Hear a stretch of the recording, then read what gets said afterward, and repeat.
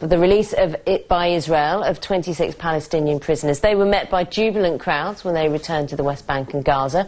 The release is part of an agreement to resume peace talks between Israel and the Palestinian authorities. In the dead of night, a convoy carrying 26 Palestinian inmates headed to the Gaza crossing, met with protests on the Israeli side. They released 8 times terrorists, and the only thing we got out of it is terror. For Palestinians, there was joy at the return of loved ones. They are not criminals. They were involved in armed attacks, but they were defending Palestinian land. Many of the convicts on the list have spent more than 20 years in jail, convicted on terror or murder charges. I'm very happy, thank God. I'm happy that my father is coming back after 21 years. When he got arrested, I didn't know him except in prison. I've never seen him outside of prison at all.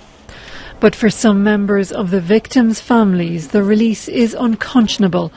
They'd gone to the Israeli Supreme Court to try and block the release.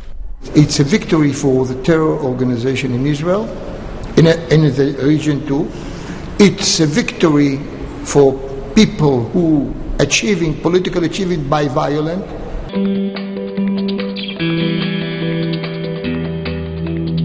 Most of the freed men had been serving long jail terms after being convicted of deadly attacks on Israelis. It was the same in Gaza, where 15 more released inmates were met by joyful families and friends. All 26 were greeted as heroes. I've been waiting for this moment for 21 years. I feel like it's been a million. I'm a child who lost his father, lost everything. Today I will get everything back. I'm 28 years old, but I feel like I'm 7 again, as I was when he left. While there were celebrations in the Palestinian territories, there was anger among families of the victims back in Israel. Outside Ayalon prison near Tel Aviv, a small group of Israeli activists gathered to protest as the buses drove the men away. Israel has agreed to release 78 more prisoners over the next 9 months as part of a deal to revive the peace process after a 3-year standoff.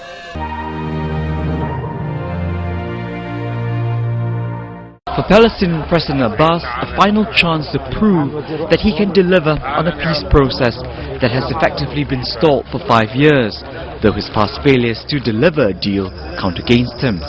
We tell the released prisoners and we tell you that the rest of the prisoners will come out. You are just the beginning and the rest will come, and you will see them here. The prisoner release has been brokered by US Secretary of State John Kerry to help jumpstart the face-to-face talks due to take place in Jerusalem on Wednesday. In all, 104 prisoners are due to be freed depending on progress between the two sides. But even those involved as negotiators are cautious.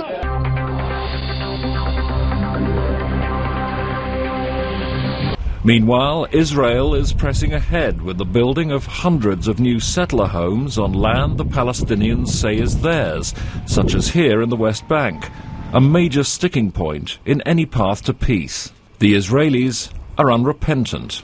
Opening the negotiation with the Palestinians doesn't contradict the fact that we need to build here in Judea and Samaria. This is our obligation and our right. The deliberate and willful sabotage of these talks and of any prospects of a genuine peace is embodied in Israel's escalated and persistent policy of settlement activity and settlement expansion. Few expect any concrete results from the first direct talks between the Israelis and Palestinians in 3 years. But it's hoped that at least they can move things in the right direction, away from political theatre and away from the theatre of war.